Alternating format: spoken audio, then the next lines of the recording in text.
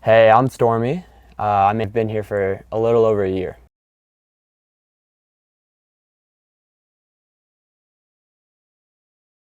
Day zero for me, August 20th. Early that morning, we all got woken up by a fire alarm, which isn't too abnormal in our building. And so, we went out to the hallway to figure out what was going on. And several neighbors on the third floor and I had run into a fire alarm that was spewing water. So we grabbed buckets and we, filled that, and the apartment manager came up and helped as well and got the alarms turned off. We all went back to our units, kind of unfazed. We were pretty used to this kind of stuff happening in our building. But that was around 7:30 a.m. and by 8 a.m. we were seeing water coming through our roofs, seeping through our walls. I was in a scramble to find any Tupperware, any bowls, anything that I had at my disposal to start catching the water that was pouring through my AC, my wall, my ceilings, and then all while managing my dog, trying to make sure that he's not drinking any of this water that was coming out. I mean, it was coming out in buckets full, and it was all dark black water.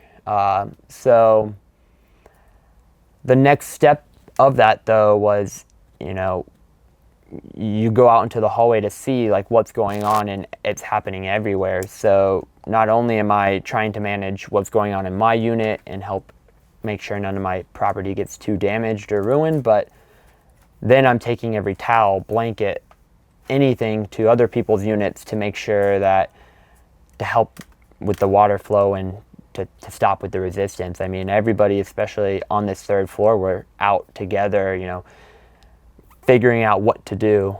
The next step was, we go out on the roof.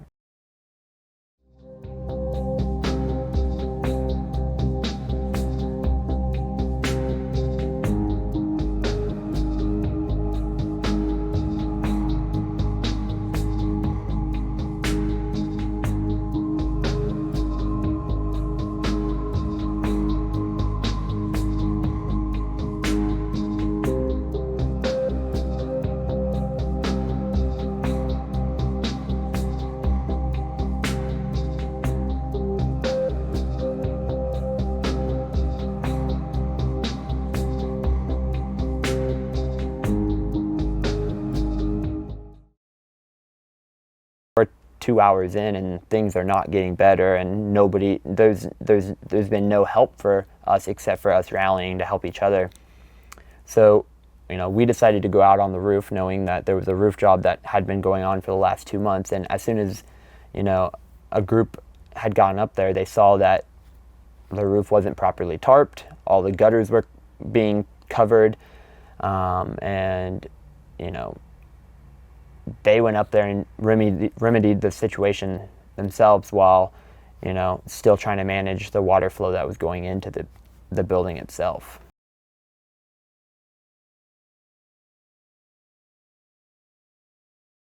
So,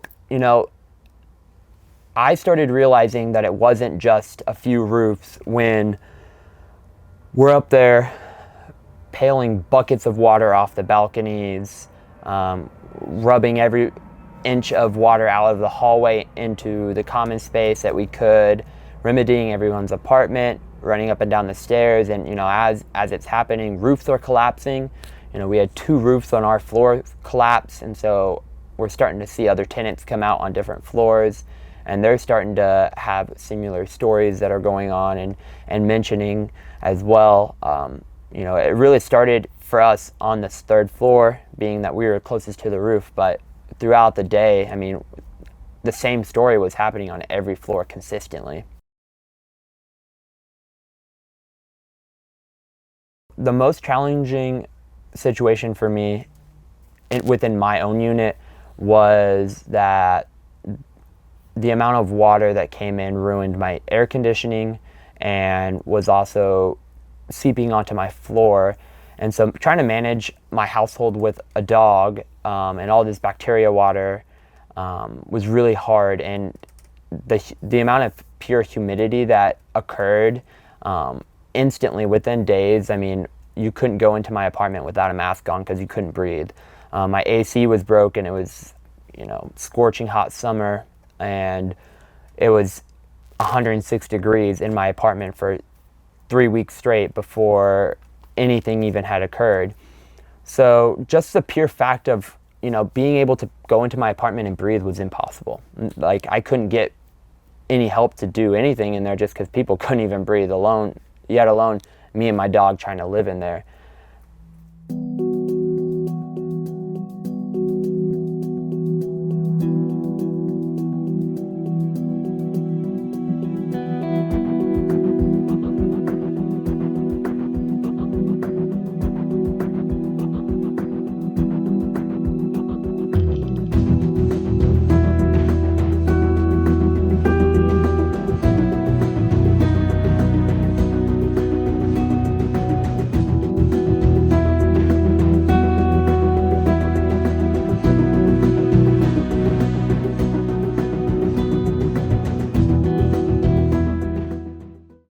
Sunday. So the day of the week that this all occurred was August 20th. It was a Sunday. So, supposed to be the day off of work. I work 3 jobs, but particularly a full-time architect.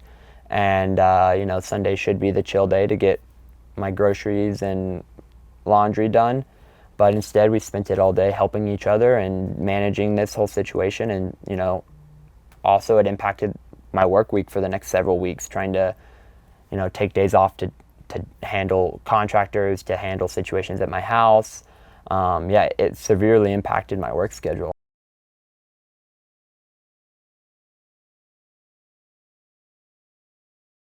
Some of the biggest impacts to my daily routine were the fact that I now have to travel 24/7 with a 70-pound husky shepherd with me all the time. I didn't have anywhere to go. So I was sleeping on friends' couches. I was, at times driving an hour to work because of where I needed to stay, all while doing this with a 70-pound dog. I have to bring him to work every single day in this current situation. I have to bring him to the grocery store. If I need to do anything, he has to come with me.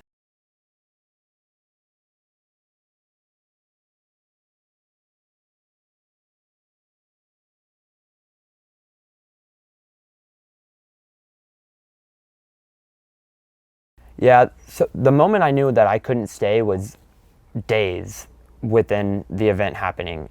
I was out within 2 or 3 days. I started having symptoms of mold exposure. My dog started having symptoms of mold exposure. He had runny noses, diarrhea, sickness, coughing. I had runny nose, diarrhea.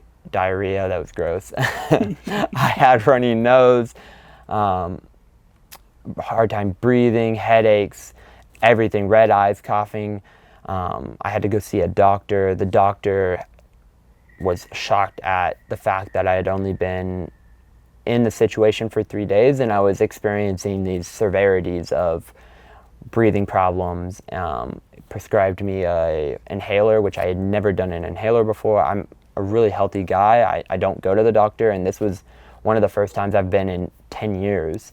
I had to get chest x-rays to make sure that there was no mold exposure. I mean, you could actively hear it in my voice that I could barely breathe and talk during this time, even just for being within my unit for several days.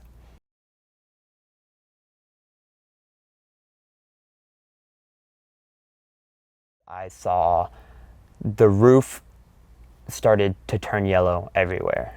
Throughout my entire apartment, there was yellow roof, water dripping. The water on the ground was staining my hardwood floor, and it stayed stained for 6 weeks.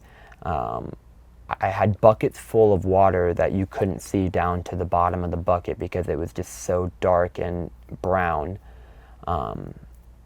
My moving beyond what you could visually see, again, you couldn't breathe in my apartment because of the extreme odor that was coming from it. You couldn't be in my apartment because of the extreme heat at 106 degrees for several weeks. It was so hot in there, my baseboards were peeling. The plastic around my light switches were peeling off the wall. I was dripping in sweat the second I would step in there to get anything that I needed for my daily life. Yeah.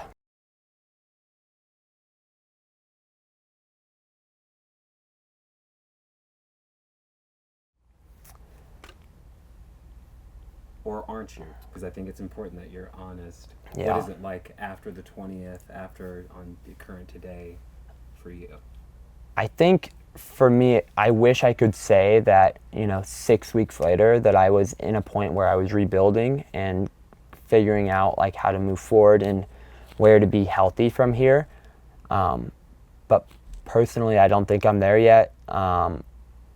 It's been hard eating fast food every day, not having my daily routine of food, my healthy habits. I haven't been able to keep up with going to the gym. I haven't been able to keep up with laundry the same way I would. It feels like every day is just a scramble to make sure that I'm doing what's required of me when it comes to taking care of my animal, going to work, going to my other job, and going home. And so it's really hard to say that, 6 weeks later, I feel just as much, if not more, uncertainty of what's going on. And I feel I'm at a extremely less level of healthiness that I was at prior to the situation.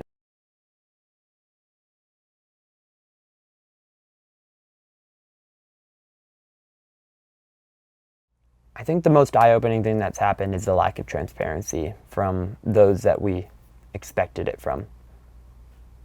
People in leadership positions. Yeah, correct. Yeah, people in leadership positions.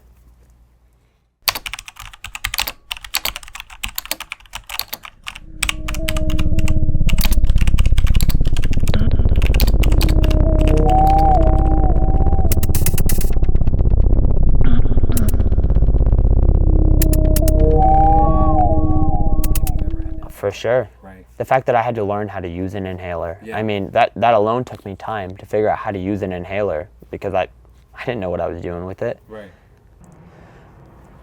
So when I realized I had to go to the doctor because I wasn't feeling good, it was uncomfortable for me because I'm not one to typically go to the doctor, and it's hard when you don't have, for me it's hard when you don't have like visible wounds or anything to explain the amount of pain or turmoil you're kind of going through in those situations. But,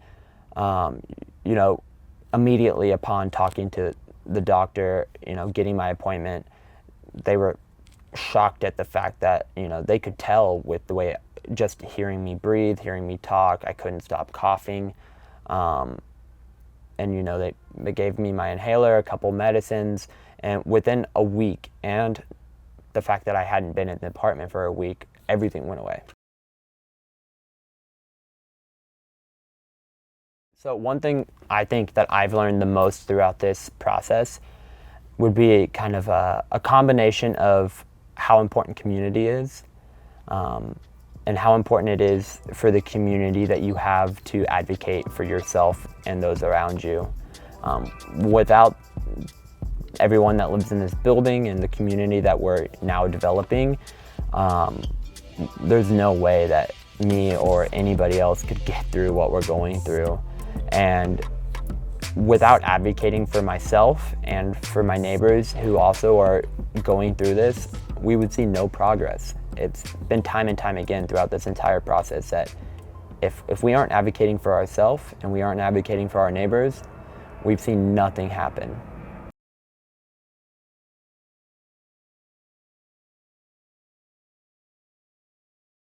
I can say that one of the biggest hardships I think I've heard from all of us is the fact that no progress has been made for us outside of when we kick and scream a bit. And it's pretty disheartening to see the condition of all these units and for the only progress to happen when we beg and plead for it, for our animals, for our kids, for our neighbors, for our friends, our family that stay with us. It's been hard.